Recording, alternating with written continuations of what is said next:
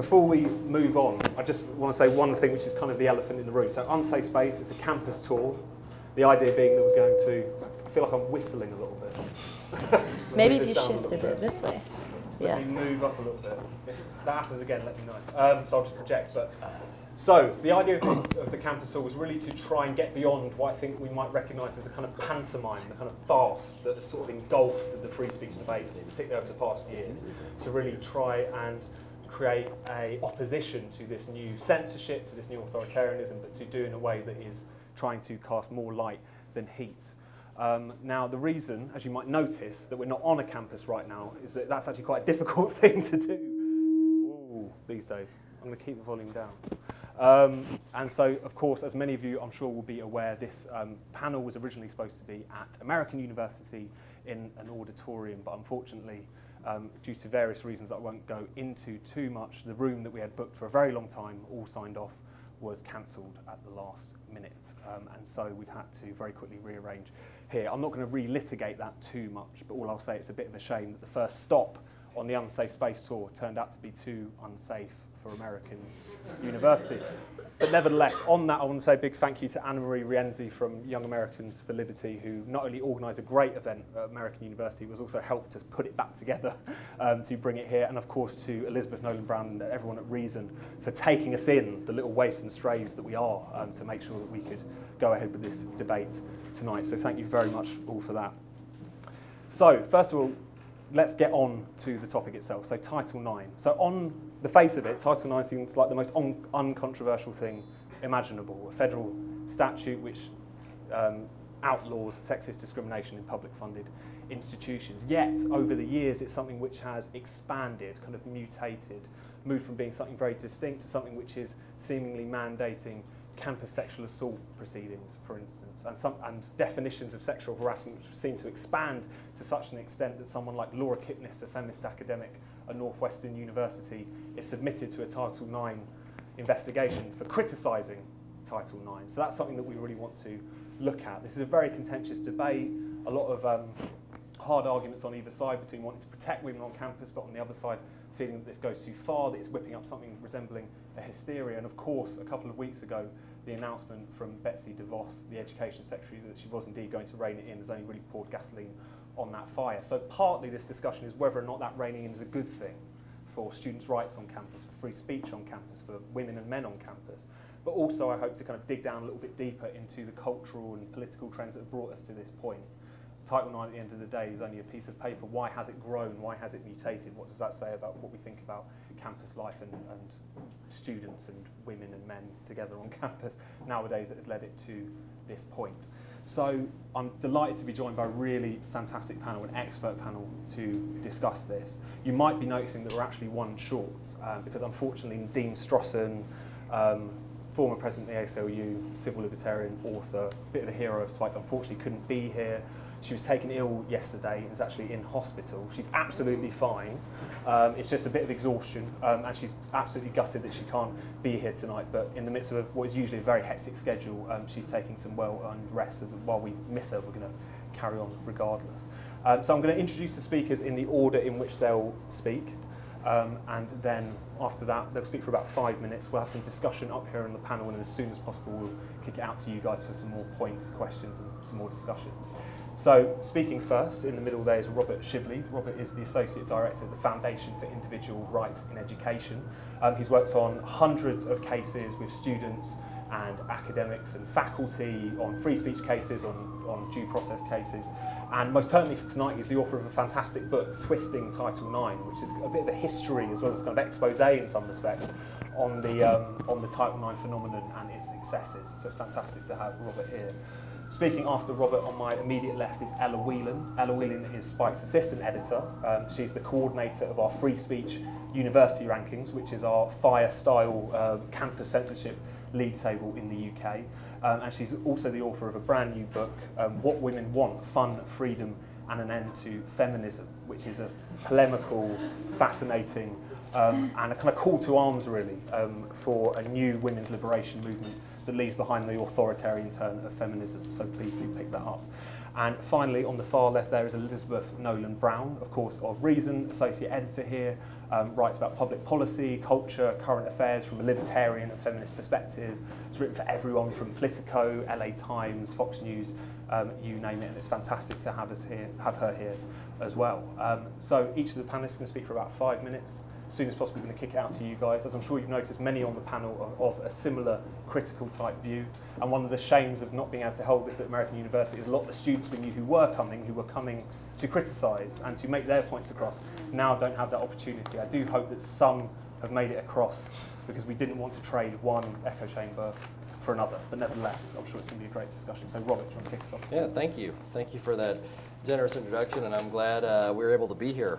And thank you to Spiked and certainly to Reason for stepping up at the last minute like that. We really appreciate it. Since I'm going first, let me give a little bit of a very abbreviated and probably overly simplified history of Title IX and how we got here. And one thing I should start out with is when you talk about Title IX, generally speaking, people think of it in athletics as generally been the history of it. And in fact, when it was put into place in 1972, that was actually one of the main concerns was the low level of women's participation in college sports.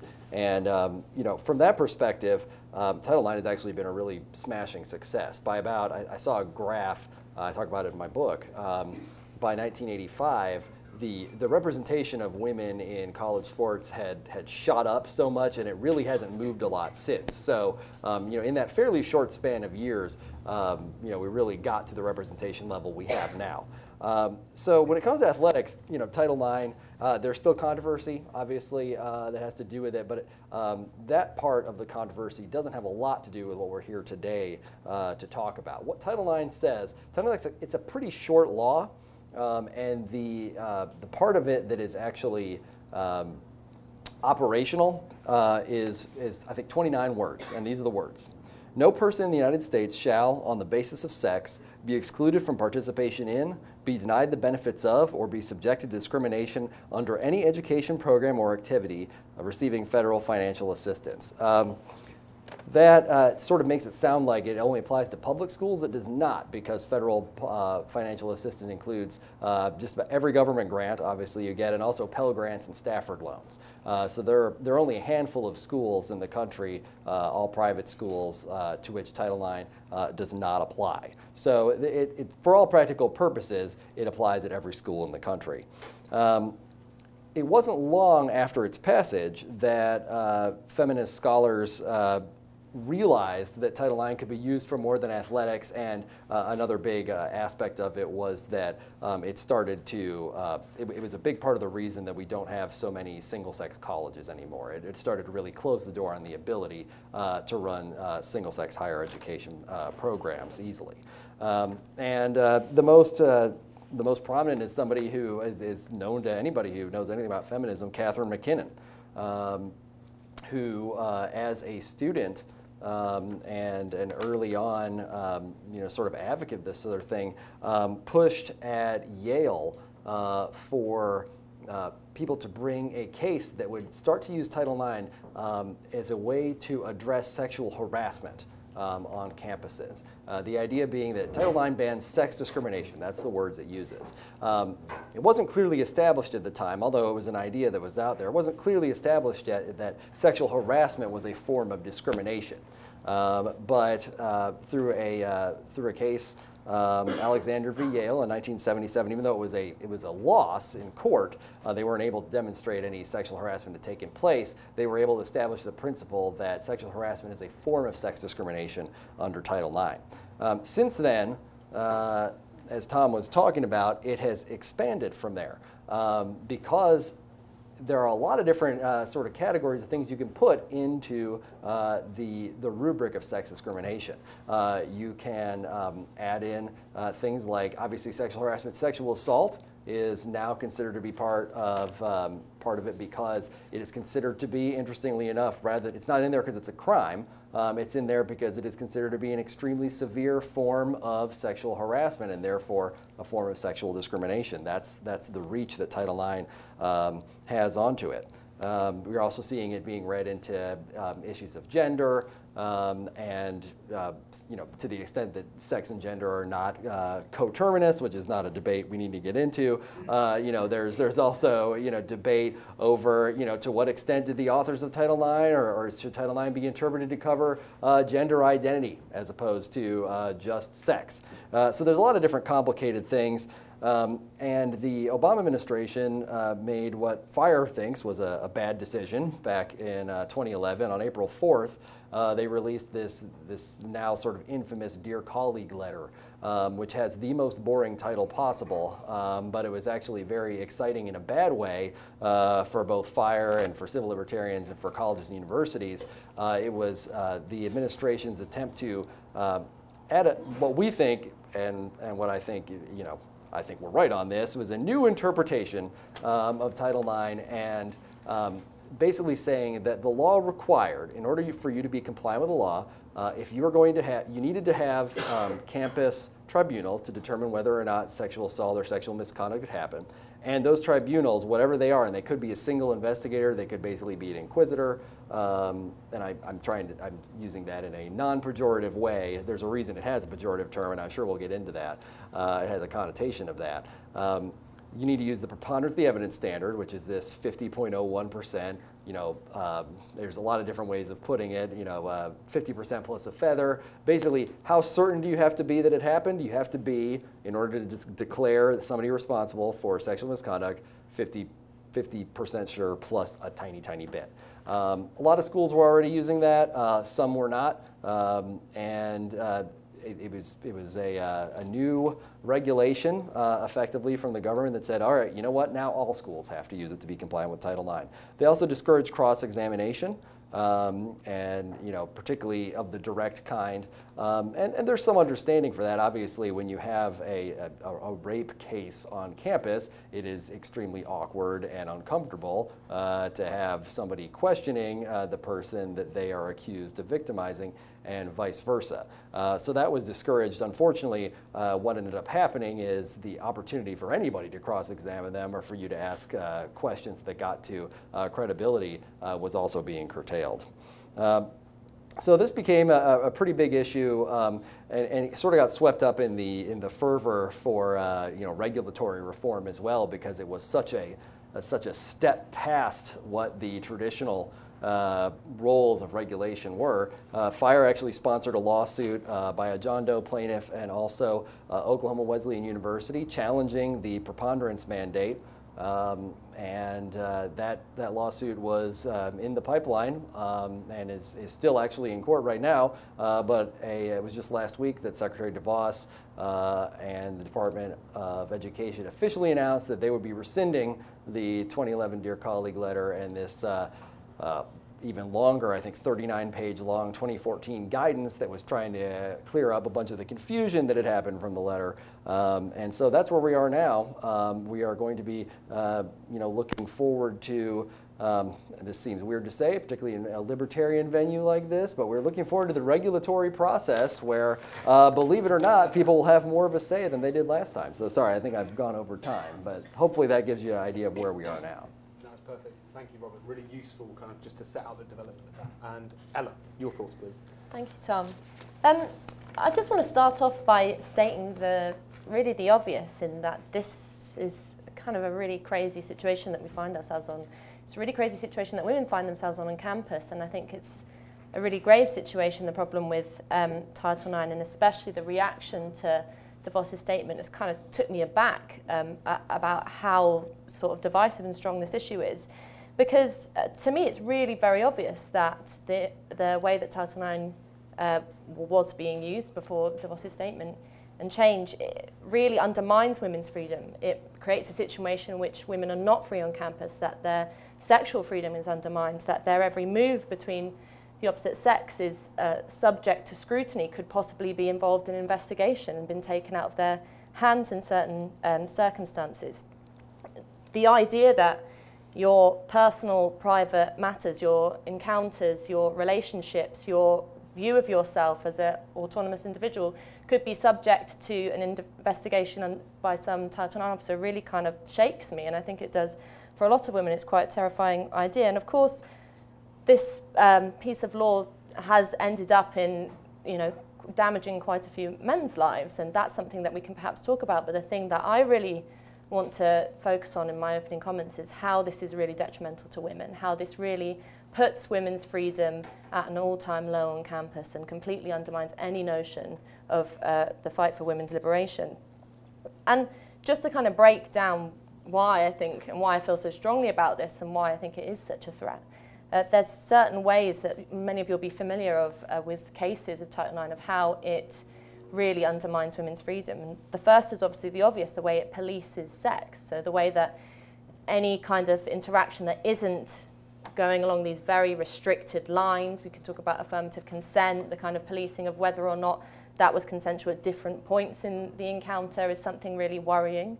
The idea that a woman's sexual life can be subject to scrutiny, can in some cases be taken out of her own hands. There have been cases in which a woman has said, no, this was consensual, please leave me alone, and the Title IX officer continues to pursue the case. The second one is the policing of privacy, which may seem similar but is slightly different, because it's the idea that an external body could have the say over what you view your personal relations to be. And again, another case was of a long-standing couple who were roughhousing, I think was the word, play fighting, and a neighbour reported them to a Title IX officer, and a Title IX investigation went underway, even though both parties said, we're a couple, and this is completely crazy. Actually, in that case, the woman was told that she was suffering from battered woman syndrome, which to me is absolutely appalling. The idea that that's kind of completely overriding her idea of what's her private relationship. And also the kind of most obvious point is that it completely infantilizes women. One of the really sharp ways that you see this is in the involvement of the discussion about drunk sex. There's this idea that once a woman has a drink, really like has one drink, that she then becomes completely incapacitated, that therefore it's a kind of, any kind of sexual interaction she has, whether that be from, you know, kissing right up to sex, is you know, non-consensual, because obviously she's had a drink and she's been turned into a child. She can't make her own decisions. It really is that extreme in some cases. And then obviously probably the most worrying for us who are concerned with free speech is how any discussion about Title IX now is being completely overridden, completely quashed. What happened with us in some ways at American University, and also Laura Kipnis, who's just been mentioned. And I'll just read this. I read a quote from an LA lawyer who described Kipnis's experience as her being investigated for writing about, being investigated for writing about, being investigated. So wrap your head around that. But I mean, that's how kind of, that's the threat it poses to free speech. And now, having said all of that, and having given Title IX quite a bad ribbing, I think it's quite obvious that this isn't down to just a law, that this isn't, as Robert says, down to the very few words that Title IX is. I think it's actually something that's been, Title IX is something that's been weaponized. It's a law that's been used to pursue a kind of much deeper political idea and a deeper cultural trend, especially on campus. There is a deep set view on campus today that women are under threat, that women need to be protected, they need to be cosseted, they need to be treated like children and protected from the opposite sex. And you know, for many of us in the room who think that, you know, feminists of the past made great gains in terms of the fight for women's freedom, the fight for free speech, the fight for the sexual liberation movement, even just the idea that women should be allowed to have drunk sex and, you know, be a bit reckless sometimes is being completely undermined by this trend. And you really can't put that down to a law that, you know, as Rob said, really isn't actually even very old. And sadly, I think that the main culprits of this weaponization are feminists on campus. I think that there's a real uncomfortable feeling about letting women have the freedom to be autonomous individuals, to make decisions for themselves. When things get out of their hands, and unfortunately when, you know, serious cases of rape and sexual assault do happen, the idea that that would be solved by some kind of crazy bureaucratic kangaroo court on campus with people who really aren't trained to deal with that is also undermining women's freedom. It's doing a disservice to those women who do need intervention in those serious cases. So just to kind of reiterate, women have gained so much, and feminists in the past and women's liberatory movements in the past have gained so much for women to a situation in which I really think it's not an understatement to say that women have it pretty good today. I think, and that's down to the fact that great political arguments were waged and won. And I think that the love affair with Title IX that so many campus feminists seem to have now, I mean, after DeVos's comments, there was a hashtag going around saying, I need Title IX. It's a need. It's kind of turned into almost this therapeutic system. Really shows that we've kind of lost sight of what it is to be free. And we've lost sight of what it is a women's liberation movement needs. And I think that while we can review Title IX, while we can discuss it and criticize it, we need to look a bit deeper. Thank you very much, Ella. And Elizabeth. Hi. I have been writing, I'm excited to be here tonight with all of you guys talking about this. I've been writing about Title IX and issues sort of surrounding it for a long time. First, sort of as a women's blogger or a feminist blogger, and now here at Reason for the past about 3.5 years. So over the past 3.5 years, both my colleague Robbie Suave and I have written a lot about this at Reason, and gotten to see sort of how some of this has evolved over the time. And even before that, when I was writing about it. So I think one of the important things to remember is that, like, this didn't spring out of nowhere. This sort of impulse to do something about the way colleges handled campus rape and campus sexual assault and harassment was because they were very bad at it. You know, like police departments were historically very bad at it. I mean, there was a time when they were very much like 100% blaming women for it. There was also just, you know, colleges are businesses, so colleges wanted to protect their reputations, so they would rather just sort of sweep these investigations under the rug. And so it makes sense that there was sort of, you know, an effort to sort of reform how colleges were dealing with sexual assault on campus. But one of the things that sort of got in the way and made everything much more complicated is this impulse to have the federal government solve it.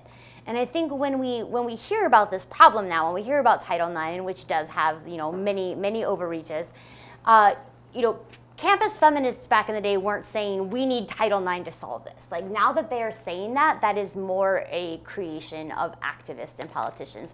And I'll get back to that in a second. But like, they were just like, we need to do something about this.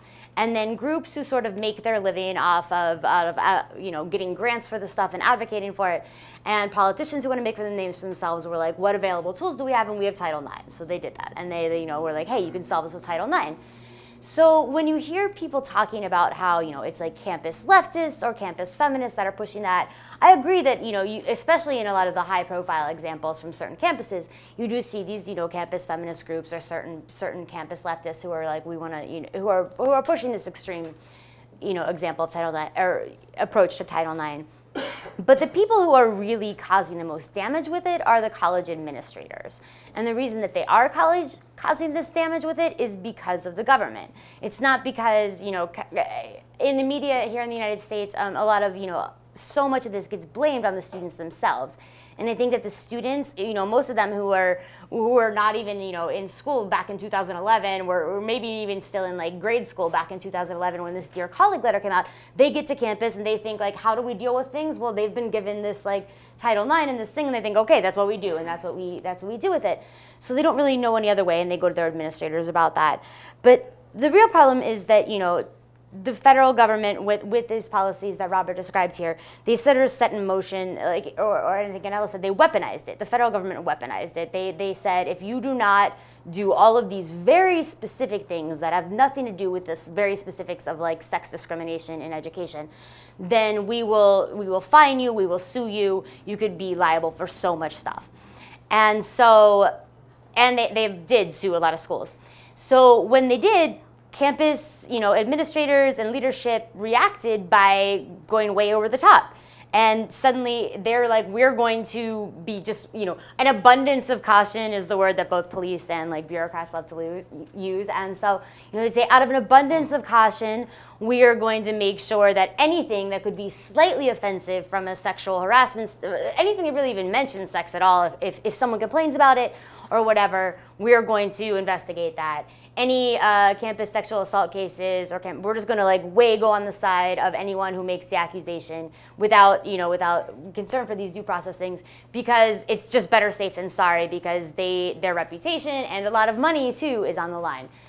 And so I think a lot of what we sort of tend to attribute to you know, college students and stuff is sort of, you know, maybe egged on by them, but it is because they have been put in this situation where these are the tools they have been given, and these tools have been used by a lot of people, including, you know, politicians and bureaucrats and campus administrators, to further all of their own individual ends, which are mostly towards, you know, like saving their own reputations or furthering their reputations and things.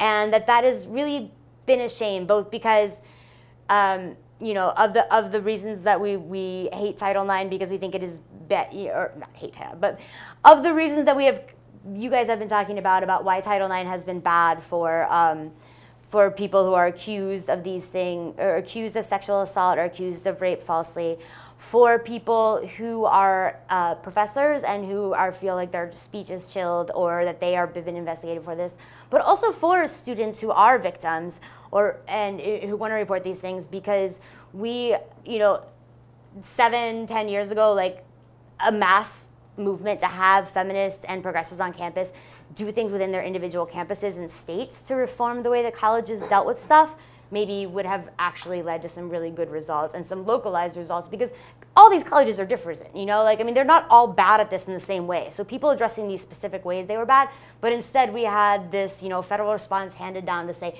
you need to do this, and then the college's response has been to, you know, way over that, and it's just created all of these bad incentives, so. Thank you very much. So at this point, I'm going to chuck it out straight to you, see if anyone's got any questions, comments. The way I'm going to do it is see how many people want to say anything. Grab a couple and then bring it back to the panel. So panel, don't jump in straight away. We're going to take a few and see what you want to respond to. Yes. Hi, I'm a student at American University, and thank you for coming. Of course. My views tend to line up a lot more with yours, but I would love to ask you a few questions from what I know as my friend's perspective. I have a pretty good idea of what they would say in response to a lot of what you say. This is your friend who has this question. Asking for a friend. Yeah, exactly. So the first thing is that Title IX is not perfect. I don't think anyone is arguing that. What everyone that I know seems to believe is that Title IX is better than what we had before. Okay. But basically that it boils down to that Title IX is better than what we had before.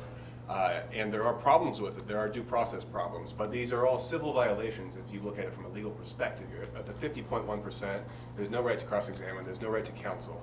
And when you drop that standard of review, you end up with the problems that you talked about a great deal, innocent people being accused of things. But there's more relief for victims of crime.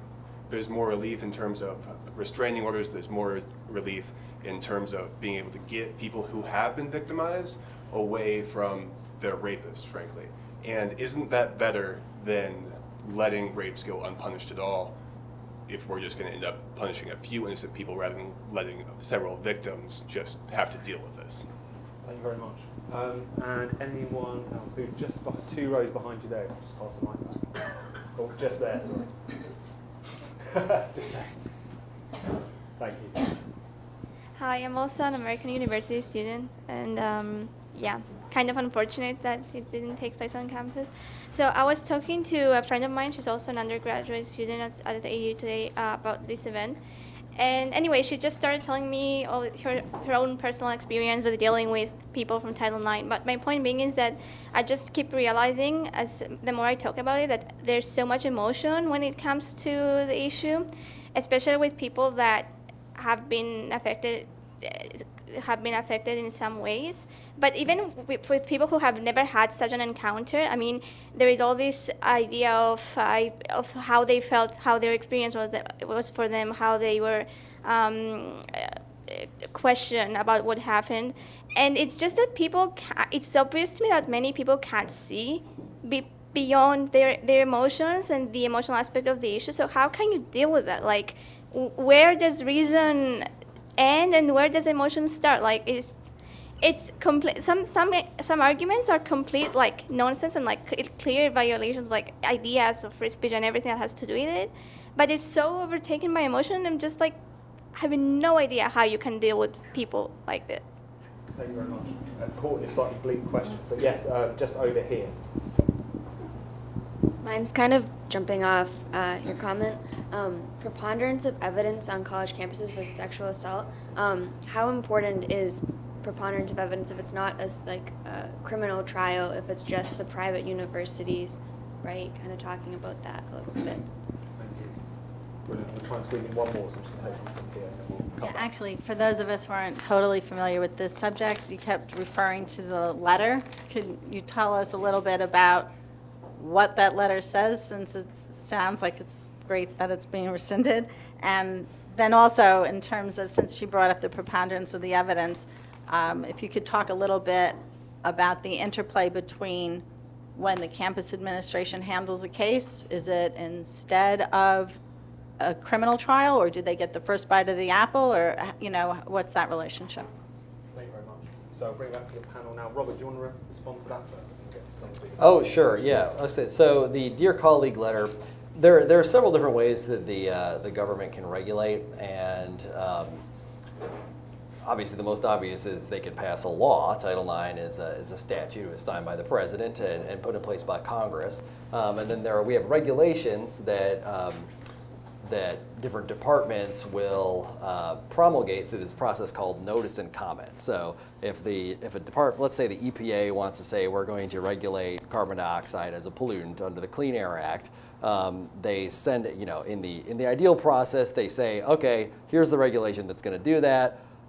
They send it out, and the public and industry and basically anybody with a stake in it has a chance to say, okay, I like this, I don't like this, here's the problems. Then the agency has to respond to those questions. They don't have to change their mind, but they do have to respond to them, and they do have to sort of give their reasoning for it.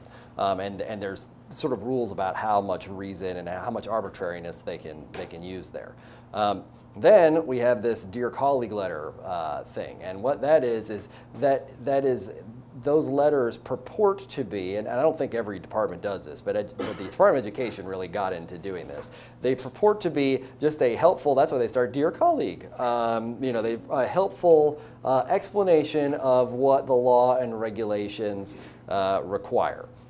So if you want to, not get in trouble under Title IX, which, by the way, if you are judged to have violated Title IX as a college, there's only one remedy, and that's you lose all of your federal funding. That's a death sentence for most universities. So it's right. Like that's why I was saying the colleges have such incentives to do whatever they can to avoid it. This remedy is so bad it has never happened. Nobody has ever done it, but it could happen, and it would destroy any college except maybe Harvard.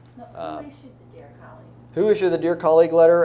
It was issued by the Assistant Secretary for Civil Rights of the Department of Education. And so that's a sub. The Office for Civil Rights is within the Department of Education. And I'm glad we clarified that, but rather than get caught in the particulars, you should buy Robert's book where you get all the information. Very exactly. So anyway, that's a Dear Colleague letter, and it's not supposed to come up with new regulations, but this one did. Exactly. That's where we think they violated the law and just general propriety. I think at this point, I just want to bring Ella in, particularly on this point that the gentleman made at the front. I'd like to hear your thoughts on it as well, but particularly this point about what do you do effectively, because I think many of us would sort of balk at, for instance, this sort of parallel system that you see on campus, but given the fact that historically many people felt that they were not treated very well, not just by the campus authorities, but actually by the police. How do you deal with a problem like that? No, I'm really glad you brought it up. I actually think the two of your points go well together, because it's very true. And one thing that Betsy DeVos said, that no matter whether people absolutely hate her or completely love her, one thing that everybody agrees with that she said is one rape too many. And I think in tandem with that, well, we really believe in that one innocent person being accused is one innocent person too many. That is a very strong belief of ours as well. So I really think you get into such dangerous territory when you start weighing up the idea that, if a couple of innocent people go by the wayside, hey, that's a good thing for justice. That's a terrible thing for justice. That's does, as I said, a terrible disservice to women who believe in due process and freedom and all that kind of thing. And I think that we need to sort of dare I say it, dial down the emotionalism on campus, and with the understanding that when things like this happen, of course it is terrible and emotional and, you know, non-reasonable, because your emotions aren't always reasoned, and that's absolutely an understanding. But the idea that then you would build a system around that idea, you would build a system around something that is often deeply subjective, often deeply, you know, subject to abuse, and with the preponderance of evidence and the 50% and a feather, that is an abuse of due process in my view, then you get into a very dangerous territory where if we have a problem with rape and sexual assault on campus, which I think is not as big as a problem as it's made out to be, then doing this kind of system, which really heavily weighs justice in a very bad way, I think is a really wrong road to go down. And Elizabeth, obviously feel free to respond to anything you've heard, but particularly on Ella's point there, because this is an argument that we at Spike to make, many other people have made, which is that you're not necessarily just dealing with a particular problem and there's good or bad solutions to that. There's also a slight degree of which the potential problem of sexual assault is being kind of exaggerated. It's been referred to as like hysteria in some respects. What do you think of that charge, and how does that change your perspective on this in terms of it's all just about how the federal government have responded to these things? Well, I mean, I think to his point about Title IX, no one is, Title IX is not going to be repealed, and the way that Title IX has been enforced, as he said, right, as Robert was saying, if we roll back some of the ways that colleges are being punished for Title IX violations, it would not stop, obviously, Title IX from existing and these protections from existing. It would also not stop the momentum on campus. For good or bad, it would not stop the momentum on campus that has developed around these issues. So I don't think it would roll back like a lot of campus protections that have been sort of fought over the past 10 years and things. It would just roll back colleges responding to them in these super extreme ways. But I mean, I think when Ella's talking here, I think she does a good example of doing one of the things that goes to your point about how you deal with emotional issues. And, it's good to be coming from a point of empathy, which a lot of times libertarians are very bad at doing. People in general in, the public policy sphere can be bad at doing. And I write about, another thing I write about a lot is like sex work and prostitution, which also dovetails with sex trafficking laws. And I think a lot of the ways that we handle that are very bad with the way we craft criminal justice solutions to that. So when I try to argue about that, it's sort of the same thing about when you try to argue about sexual assault on campus. I mean, people just want to be like, oh my God, I hate you because you're disagreeing with my solution to this. Mm-hmm. And it's always very important to stress that you are coming, you want the same things that they do. Your same end goals are the same. You just have different ways that you think it is good to approach it. I mean, I think that's a small thing, but it's something we don't do enough to say, yes, this is a problem, but maybe we're not, we're not addressing it in the right way. Yeah. And Robert, I cut you off, so yeah. No, that's fine. A couple points just because those are very typical sorts of questions. Is Title IX going away? It's being rolled back to the status of April 3rd, 2011. So if you remember those dark days of the first Obama administration, that's literally all that happened a couple weeks ago. So this is not the first time I've heard oh, Title IX is gone or Title IX is being revoked. That power, I mean, that would have to be Congress. You would probably hear it. There wouldn't be any, lack of clarity over that one. But a couple of things. There's a sense, and somehow this sense has been twisted up there. By my book, Twisted Title IX, available on Amazon.com. That the response, that Title IX requires some sort of finding of guilt for someone in order to do anything for a person who says they're a victim of sex discrimination. And it doesn't. Title IX, the mandate under Title IX is to end the discrimination. It doesn't, nowhere in Title IX does it say you actually have to have a faux trial. All it says is you have to end it. So I hear a lot well, how are women going to get, or accusers generally, it can be men too, obviously, and it is sometimes, these protections? And the answer is when they're non-punitive, those protections can and should still be extended. So for instance, if you say, oh, this guy in my dorm raped me or whatever, they can move you. you know, if it's an emergency situation, they can even move him without his consent. Now, eventually you'd want to figure out whether or not there's any merit to the thing. But when it comes to keeping people apart, when it comes to counseling, when it comes to a lot of things that I really hear people worried about that are not going to happen, that you don't actually have to go through a trial in order to do any of that. And to the extent that colleges aren't providing that for accusers right now, you know, without going through all that, I think they're making a mistake.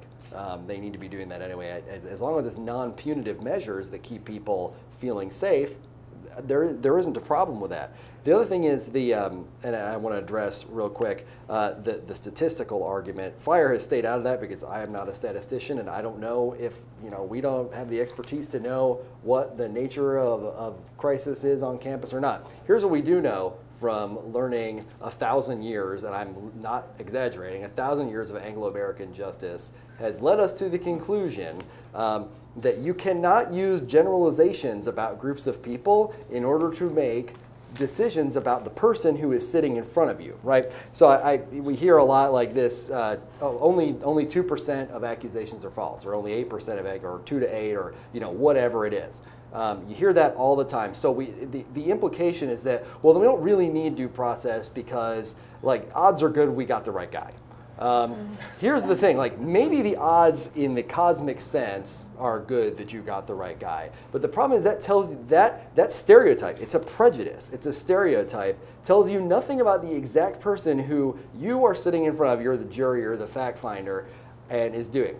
There's this, and I am not a mathematician either, but it's this same fallacy that comes up. Let's say you flip a coin 9 times and it comes up heads every time. It sort of intuitively makes sense that the 10th time is good. That it's a really good chance it's going to come up tails the last time. It's also what keeps casinos in business, right? Except it's still 50%. Like, it actually doesn't change it. Those things only make sense in the sense of large numbers. So the fact that a bunch of people before were all guilty has nothing to do with the person sitting in front of you. And so, from our perspective, and I think from a justice perspective, it wouldn't matter to us if 99% of them are true or 99% of accusations are false. It makes no difference because you've got to evaluate the case that's in front of you. And if you're not doing that, you are literally asking to enter prejudice into it. And I don't really think we need to relearn that lesson as a country. Thank you very much. I'm going to take Elizabeth and Helen. Yeah, I just want to add to that. I think it's important to remember that one of the big parts of Title IX that doesn't get as much attention as the sort of student-on-student conduct is the academic freedom issue, and the fact that so many professors are being called into these crazy Title IX inquiries for things they say in class just because if anyone reports that it made them uncomfortable in any way, then they have to be, Title IX, they feel like they have to investigate it, the schools do, because of this, super intense punishment imperative. And as I said earlier today, I've been writing about this for back before the 2011 Dear Colleague letter. So I've been writing about this for a while now, and I think I had a lot of liberal friends back in the day who were very just like, this is stupid, this is just a right wing talking point. This is just a stupid concern. And I even have to say that we've got Kathy Young in the audience here, and she's written for Reason about this way back in the day. And I kind of remember being a younger feminist and libertarian and reading her stuff being like, why is she harping on this whole thing for due process, whatever. But the more and more I've actually read these cases, and the more and more you realize these academic freedom issues that it gets into, the more you realize that it's not just about this. And a lot of the times, I've been around a lot of academics and a lot of leftist academics and socialist academics, and even them now, even they recently have been I have not wanted to admit, but oh my God, yes. People are afraid of their students. People are afraid to talk about any sort of controversial issues because they're students. And just been in the baby mess 2 or so years that I feel I've heard that from a lot of my more liberal friends, because they've just been I don't want to say it, but it's just there's no getting around that. There's no getting around the fact that whether or not it is warranted in every individual circumstance with the students, professors feel a lot of fear that they're going to get written up for some stupid thing, and then go through this crazy inquiry that Laura Kipnis went through. And so it does chill a lot of what they talk about, and that's a sort of underlooked thing that doesn't have anything to do with campus safety, really. Yeah, Laura Kipnis has been investigated twice. She got investigated for the first thing, and then it was recently revealed that she was investigated for writing a book about that investigation. So I think that's, so to be clear, they got really embarrassed investigating her the first time, and then they went ahead and did it again. Yeah. It's absolutely insane, and everyone should look into it. Ella, obviously, feel free to respond to anything you've heard, but I'd be interested on this point that Elizabeth raised, and we've heard a little bit about, whereas this response is when you criticise, could be the statistics, could be the policy, where it's kind of idea was like, why are you talking about this? And even pointing out, say, fear-mongering in relation to something like this is seen as questionable. Do you think that in and of itself it's still a problem, given the fact that there's no one in this room who doesn't want this problem to be tackled, obviously? Yeah. What is the problem then of why is it so important, therefore, that we actually challenge some of the overzealous claims or indeed the overzealous solutions to this? Yeah, I think fear-mongering is one of the most stifling things in this conversation, because there is this idea that, just to bring it back to my point, that there is this idea that women are under imminent threat when they get to university. It's very similar in the UK. Similar situation in which women are actually actively encouraged to feel worried about their encounters, to be concerned about when they meet men, to kind of be worried about what could happen. It's all about the dangers of sexual encounters rather than the potential enjoyment of them and the excitement of being an adult out in the world.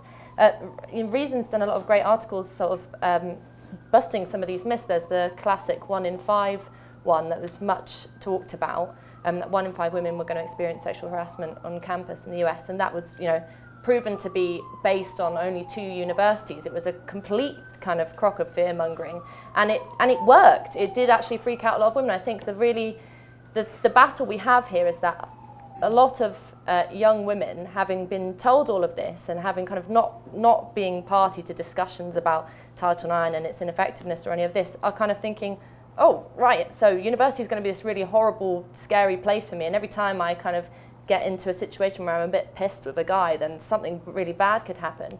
Then obviously you've got this stifling environment in which it's this crazy thing in which people are calling Betsy DeVos a rape apologist. And I get called a rape apologist for criticising this, which is not only hugely insulting, but completely farcical, because it's not what we're talking about. The one really key thing to state is that lots of these cases of sexual harassment, not rape, but sexual harassment, what constitutes sexual harassment today is huge. It can be an unfortunate joke, as one Title IX investigation did actually involve a guy. A Beach Boys song. I was looking at good ones that I've written about, and a Beach Boys song is, I think, the best one. Reason's got some great lists of ones of a guy who wrote his teacher's name wrong on a quiz, of somebody who made a joke, or somebody who kind of makes the leap and decides that after a date they're going to kiss someone. There was actually just one case. I think it was in the University of Massachusetts, where a woman and a man who had a sexual experience. She actually stated at the time it's completely consensual. I enjoyed it, that was fine. I then went home, and about an hour or so later, my resident advisor's training, my bureaucratic training, kicked in. And I realised that I'd actually been assaulted. And so then the Title IX case rolled on from there. So you're encouraging women to completely reconsider their gut instincts, their own intelligence, their own experience of what happened, because sexual harassment has been widened out and actually really sort of in the process made it much less of a serious thing. But the new thing too, at this point, I just want to bring it to bring. We've been whittering on. Let's go now. Some questions from the audience. So who's got a question, a point? Yeah, Kath. I think there's a mic there. Sorry. Yeah, I just wanted to say I'm Kathy Young, and I have been writing for Reason for a long time about these issues. I just wanted to make a couple of points. First of all, Elizabeth mentioned that prior to the Dear Colleague letter, colleges were really terrible at handling this. I think that there was probably a great deal of sort of variety and diversity, not in the sense of how different campuses were handling this. Because actually, this is not entirely a new issue. I mean, there was another huge kind of wave of concern about this in the early 1990s when, I look at some of the stuff I wrote like in 1994, and it's like, oh, well, apparently we're going through a lot of the same debates. And I think a lot of colleges back then kind of passed their own policies that were pretty sort of intrusive, actually, in dictating how people should go about, approaching someone sexually, like, asking for explicit consent at every step, which, now is actually sort of the law in California and several other states. for college campuses only. But one thing that I also wanted to say, and I think Ella sort of touched on this, I think the elephant in the room here really is how young people are being taught to perceive and define rape and sexual assault. Because when we're talking about, how much of a problem this really is, I think the real question is, what exactly is this? Like, what are we talking about? Are we talking about, behavior or experiences that may be very hurtful personally, that may feel very traumatic, but, are not necessarily non-consensual? Are we talking about, 'cause right now, and by the way, that's that 1 in 5 study. One of the definitions, one of the measurements was that they basically asked women whether they had ever had, what they eventually concluded was unwanted sex due to being under the influence of alcohol and drugs. Now, obviously, if you're passed out and you're, sexually assaulted or you're nearly unconscious and you really have no idea what's going on, I don't think any civilized person, at this point in time would argue that that should not be considered rape or sexual assault. However, we're seeing situations in which someone who is intoxicated, but, someone who is in sufficient possession of their faculties to, send text messages. There was a case at Occidental, which Robbie Suave wrote about, in which, these 2 young people who had been... Too much is oh, right, okay. Right, okay, yeah. Okay, so yeah, and I just want to say, in many of these cases, the young women are actually encouraged by, university officials or, professors to reassess this experience as rape. And I just want to wrap up real quick by saying that I think in many of these cases, there could be a more effective intervention if it wasn't treated as sexual assault. If it was treated as a personal situation that is traumatic, that may require some sort of counseling, but shouldn't necessarily be considered as this sort of black and white situation with a perpetrator and a victim. So, that's really interesting. Yeah. Yes. Microphone? 2 right next to you, then I'm going to Should I pass it on to? Just right on your here? left, just that, and then we'll go behind and then forward. So now that the legal machinery behind Title IX investigations is in place, even if Betsy DeVos's, reinterpretation of the of the regulation and the law, even if that changed, how much change will we actually see given the historic, reluctance of colleges to actually roll back these kind of things? Just want to pass the mic right behind. I was very interested in the point that Ella made in her opening comments, and I'd like her to just explain it a little bit more, that the real impact of the climate in colleges at the moment is that it infantilizes women. Because I think that I know that when I was, when I think about these issues, I think there is a tendency, as someone at the front said, to say, well, yeah, maybe a couple of people get wrongly accused, but in the grand scheme of things, that's a shame, but so what? But when you start saying that it actually infantilizes all women students, and treats women as just victims and treats women as though they are in need of protection, then I think it's a much more powerful problem. And I think that in looking at that how women have become infantilized by these regulations, I think is quite an interesting thing to explore. And I'm kind of interested, because I can remember when I went to college many moons ago, that the last thing I wanted anybody to do was to, restrict my adulthood. It was like this was my big step into the world. That's what I wanted to do. It's all about being grown up and free. And I would just wonder how we've got to this point that women are on campus, female students, or not all of them, obviously, but many women have allowed themselves to become kind of in need of protection, and that they want protection. And what would Ella say to why that's happened? And, in the papers we always read about the notion of snowflakes, this whole generation is snowflakes. Is it just that they're snowflakes, or is there something else going on? Excellent question, David. I think there's another one down the front here. Can we pass it forward? Perfect. Hi, I go to George Washington University, and Betsy DeVos actually spoke at our school this morning, so it's really a good time to talk about this. I was curious if you could expand on, I know each of you touched on what happens to the men in these cases. And a lot of cases go through where they do have the tribunal and there is not enough evidence, and the men live with it for the rest of their lives. If you could just talk about what happens even after due process, what happens after the tribunal when the culture won't let them go. Thank you very much. So I'm going to bring it back. I'm going to come up one more time before we close, so I'll make sure we get the last couple of people I do see.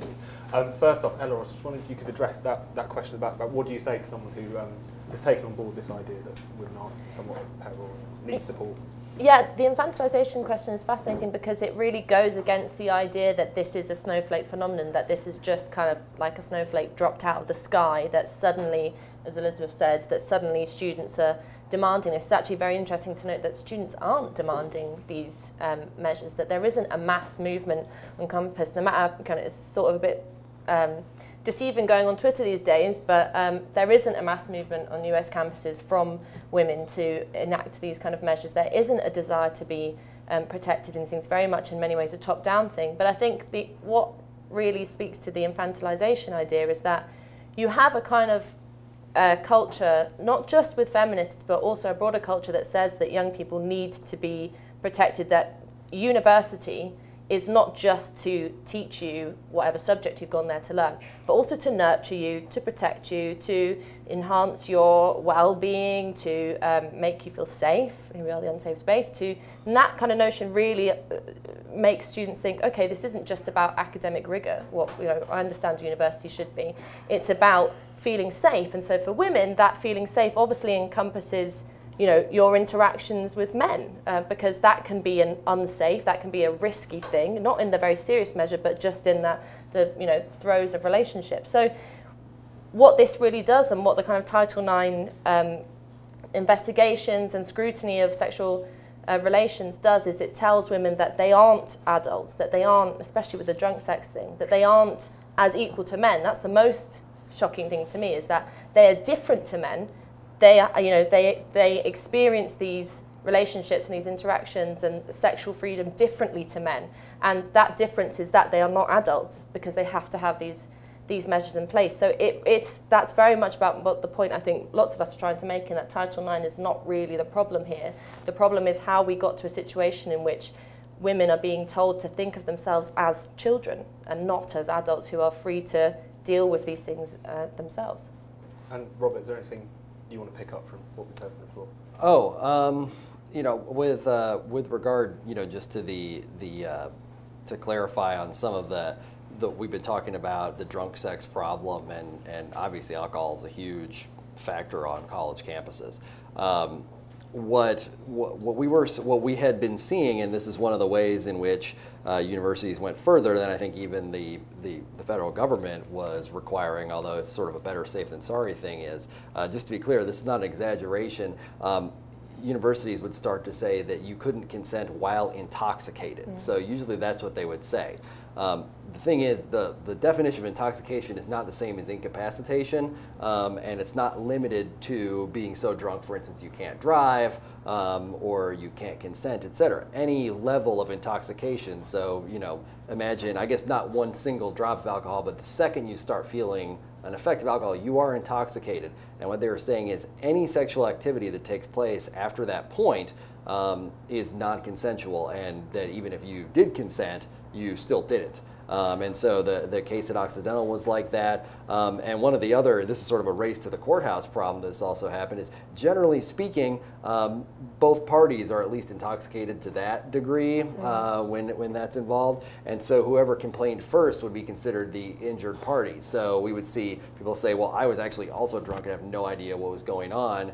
And the answer would be, too bad, you can bring your own thing later, but by that point, they may have already been expelled.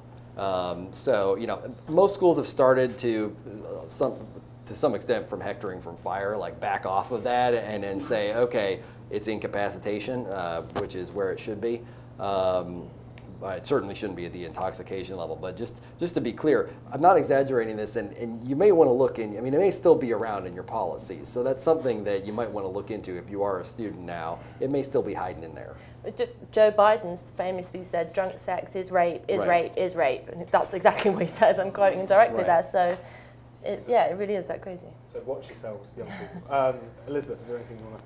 Yeah, just one of the other weird things that along these lines is like this new thing is the neurobiology of trauma, which is this thing that they're informing all the Title IX coordinators on and all the politicians on. It's even been written into a lot of legislation.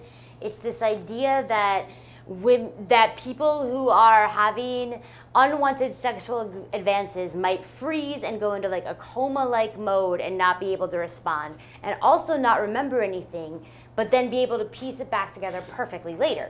And this does not correspond with like anything that is in actual like neuroscience or psychology at all. But they're now like teaching this on college campuses, and Emily Lafayette at Atlantic wrote a piece about this recently, and it was like, proof that someone not remembering the details right at first, but then later having details that say they were assaulted is seen as evidence that that was really an assault because of this neurobiology of trauma that they're pushing.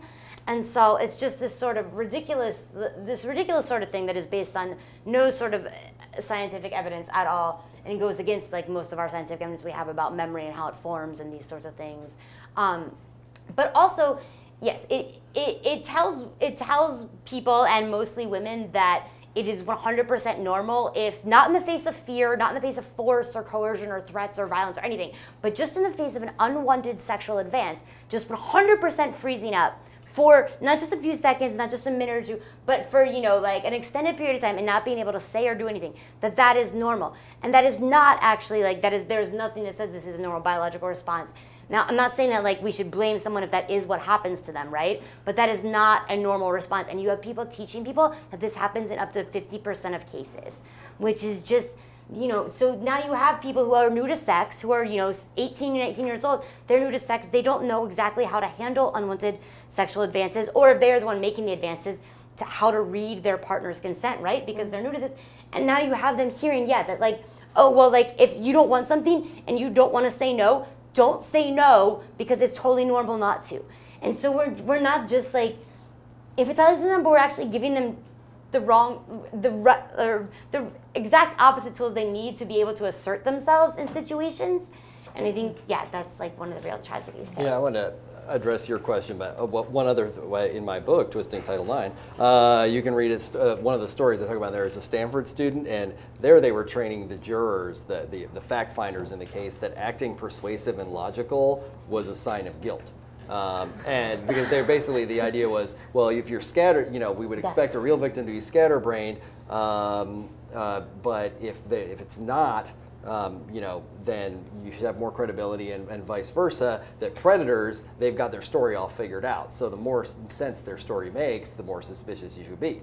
That may be true. It may also be that they remember what happened and are telling a story that holds together because it's what happened. But that was one of the things that figured in Stanford. You asked what happened to the students. I've had the, I wouldn't call it a privilege, but the opportunity to speak with a lot of folks who've been in that situation, and generally they don't go back to college. I've heard stories about suicide attempts. I haven't heard of a successful one, thankfully. Many times I've been glad to see families rally around the people who, either are falsely accused or believe they're falsely accused. Look, I don't profess to know whether or not something happened or not, but I can tell you how they feel. The thing to remember, and this is sort of a weird characteristic of justice, and sorry to sound like lawyer guy again here, but for whatever reason, it's a principle of justice that it is worse it's worse for confidence in a justice system when you are convicting people who are innocent than letting the guilty go. I think maybe it's a human nature thing, but for whatever reason, that's why the famous British jurists say it's better to let 10 guilty men go than put one innocent man in jail. It's Blackstone who said that. But the reason there's a feeling about that is you cannot undermine anything faster than by putting somebody innocent, or punishing them for the wrong crime. I don't know why that is, but if we don't have a system we can trust, all of the supposed benefits that we're supposed to see for making it easier to come forward, they are not going to materialize. And Ella, was there anything you wanted to No, comment? I'll wait for the next one, yeah. I was just wondering, before I'm going to come back out and grab some more before we sum up, but particularly the point that Elizabeth was making about, are we kind of engendering a generation with just straightforwardly a fear of sex? Is that something which is going to be a consequence of all this? Yeah, definitely. I mean, certainly, I'm glad you brought up the question of boys. I've spoken to a lot of people who have young sons going to university who are genuinely worried about what happens when when the kind of, everyone can imagine a romantic situation or your first kiss in which I certainly didn't kind of speak into an app or sign a piece of paper that said, yes, you can kiss me. Things happen, the kind of part of the risk of relationship, of new relationships, can be bad. It can also be the start of something wonderful. And I think, I'm a romantic, but I think that's what's really worryingly at stake here is the idea that human interaction should be seen as something that's a negative rather than a positive, that you should always be worried about your first interaction with someone new, that you should always be concerned with your first sexual encounter because it might turn out bad. When, what we should be saying to young people is the majority of times it will turn out good. And even if it does turn out not to be the exact kind of movie moment, you're strong enough to handle that, you're strong enough to make your own decisions about that, and you don't need a campus authority coming in and telling you what to think about it. And on that contentious point, we're going to bring it back out to the floor. So is there any more points, questions? Nico. You mic just up front. Yeah. Person in the back. There's one at the back. Hey, so I think Kathy alluded to some of the solution here, and I think based on a comment that Elizabeth made at the beginning, law enforcement is also not great at dealing with sexual assault cases. So what does if the university's tribunals with lack of due process and take all for a given that that's awful and not working, but going to law enforcement isn't a great answer at this point either. What does a good system or solution look like? Thank you. I think there was a few more around here. Was there someone with their hands up right behind you? There. Yeah, it's a similar question because I was reassured, Ella, by your point that the women on campus are not searching out for these infantilizing measures. And I'm also very reassured, though horrified in the same breath, by the exposés that have been done around the 1 in 5 and the massive increase in assaults on Super Bowl Sunday and the Jackie case in University of Virginia, and the exposés around those, which have shown them to be tissues of lies. But I am very concerned, and this might be me living in the DC bubble, where everyone seems to be liberal, or very close to them. And I look at my Facebook and Twitter feeds after DeVos sent out that letter, and there was a lot of vilification of what she was doing. And I manfully tried to push back, and well, I retreated after a while, I've got to admit. It was not pleasant, but that's fine, But so, what do we do to turn the tide? And, how sure can we be that the consensus is not that we need to protect and infantilize people in order for them to grow up to be mature adults? There's someone over here. Okay, let's go to this gentleman here in the blue shirt, just a little bit forward, and then I'll come over there before bringing it back.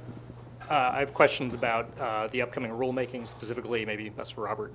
Do you expect it to result in maybe the same kind of flexibility-oriented approach of the interim guidance, where colleges have the choice of how they're going to run a proceeding, maybe join a consortium to outsource these proceedings? And also, how do you size up the different coalitions, I guess, on each side versus the survivor groups versus the due process groups? Who's better organized? Who is maybe going to dominate this proceeding? Thank you. There's some people this side. Yeah, gentleman there. This question is also mostly directed towards Robert. At the start, you mentioned that Title IX has been a great success because in the years following Title IX, participation among women in college sports increased. Well, that aspect of it has been, yeah. But is there evidence to show that it was actually a result of Title IX? Because at the same time, women were also joining the workforce at much higher rates. Could it be that women were just joining sports much more? Excellent. And there's a couple more here. Was that my imagination? Oh, there's one over here. It's not a very long question, but essentially all of you have touched upon, the view that a lot of students in college campuses might have of due process, and it's this negative perspective on it, seeing it as more of a thing for perpetrators rather than for victims and things like that. So I just was wondering, in general, do you have any opinion in what the repercussions of having a generation of students growing up with this negative view of due process and what it could have in the world, once they start graduating and getting out into the real world and such? Excellent. And any more before we come back? Yeah, I'm going to take you and you very quickly, and then we'll come back for closing thoughts. This is for Ella. I want to know why schools would want to train college girls to reevaluate their experiences that they thought were consensual, because when they say that they're not consensual, doesn't that put the school through more risk, more money, and isn't it good for the school if the student thought she consented and they don't have to deal with it? Thank you. And gentleman up front. Is that the same question? Perfect.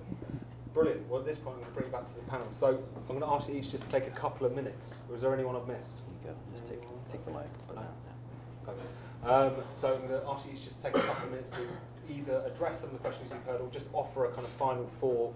What next? What can we do about it? What's the thing on the horizon? I'm going to go Elizabeth first, then work down the line. I will speak to the police question because that's one of the things I've written about a lot. And despite the statistics about 1 in 4 on college campuses, which as Kathy mentioned, you've mentioned, are often through flawed mythology. A lot of the ones where they try to do follow-ups, like the Washington Post and various things have done studies where follow-ups where the definitions are even more ridiculous. They'll say 1 in 4 unwanted sexual conduct, and that'll be so much as like a kiss, which is like you said, like someone leans in for a kiss and you don't want it, like maybe just tell them no, don't like report them for a Title IX violation. So, but this sort of thing makes it seem like that rape is endemic on college campuses. And actually, studies show that it is the same or even much lower on college campuses than it is for same age group outside of college campuses. And also still only something like 30% of Americans get a college degree. And most of them are not even going to like residential 4-year campuses. So this like subset of people we're talking about, I mean, it's so crazy that this has captured the national imagination. Like all of the media, like around like young people and rape, like centers on Title IX. And I get it because it is such a like crazy thing that like our government is focused on so much. But I mean, that is such a small percentage of things. So I think it's instead of focusing on, it's actually a very privileged way to look at it. Instead of focusing on like making things maybe better for this small set of the most like sort of privileged people, like yes, police can be bad at things. Police have been getting better over the past few decades. They are not great, but like if we focus, so people on college campuses focus on their own schools. People in general focus on like reforming the way that the criminal justice system and police in general deal with sexual assault, then that could benefit so many more people than this very narrow focus that we have with Title IX and these sorts of things. Thank you very much. Robert. Yeah, on the criminal justice thing, I mean, it's worth remembering that, like you said, it's affecting a small slice of people overall, but that the best case scenario at a college is the same as the worst case scenario when it goes to law enforcement. The best case scenario at college is somebody gets expelled and they're walking around on the street the next day. That's literally the worst case scenario when you report a rape to law enforcement, is that they get away with it and they're walking around the next day. So it's worth remembering that. The other thing is, somebody had asked, how do we get past the emotions, or how do this? I think there is a part of the reason rape is such a serious crime, and it's important to remember that it was the last capital crime that wasn't murder. And it was rape was actually a death penalty offense in like Louisiana up until like the 80s. And the reason it's considered so serious, I think one of the reasons, there's many different reasons, is that there is no winner in this. Like there's no way to make it good. Like when a rape happens, it is such a severe trauma that expecting there to be a good outcome from this, I don't think is realistic. We can do the best we can, and I don't think police have traditionally done that, or colleges have. But it is a hugely damaging crime, And there isn't really any way to put those pieces back together. And I think we need to be conscious of that, you know, and have expectations, you know, that are commensurate with that. We need to have compassion for people who are going through this, because there's no way to really fix it. And then finally, you know, with what to expect, the regulatory process, I don't know what's going to happen. Title IX regulations that are out there now require that tribunals be equitable. And you know, there's a lot of different aspects of equity. The 2011 letter sort of reduced those to just preponderance of the evidence. But for instance, FIRE did a survey we released just a couple weeks ago where we talked about due process protections in place, and we found that I think it was 74% of the top 53 campuses, according to U.S. News, don't guarantee students who are accused the presumption of innocence. That's a pretty basic procedural protection, and the fact that it's missing 3/4 of the time is probably not an accident. And so there's a lot of work that needs to be done on campuses, and would I consider it to be equitable, to be in a justice system that didn't say you're presumed innocent until proven guilty? No, but maybe I'm old-fashioned. Thank you very much, Robert. And Ella, your final thoughts. We've discussed some crazy cases here tonight, and some of the things it's hard not to laugh at because it seems so perverse, but I really think that we've got a really serious situation on our hands, and I think it's not too strong a way to put it that we're facing a new sexual inquisition on campus, and that women's freedom and students' freedom is seriously on the line. And I don't think that there is a quick fix to this, unfortunately, and as we've all said, that how far these reviews to Title IX go isn't going to change the situation that students find themselves on campus. Someone asked how we can turn the tide. That is sort of an easier thing. It's to say that really the people who are so virulently pro-Title IX, who declare that women need to be cosseted and protected, who have this kind of perverse idea that women should be infantilized, are a minority of people. Certainly on campus, the majority of students do not want a safe space. They do not need to have these measures, and they don't actually really engage in any of this process because they get on with their lives as adults at university. They have sex, sometimes it's drunk, and they're fine. I think what the problem is here is that certainly government and officials are listening to a minority of people who have really taken this issue too far and who have pushed the idea that women need to be cosseted on campus. So how to fix it? It's really to argue that students should be free, that university shouldn't be a safe space, that it should be unsafe, that it should be full of potential and risk and excitement, and that really we champion the idea that both women and men should be free, autonomous individuals to decide these issues for themselves. Thank you very much. If you join me in thanking our panel, please.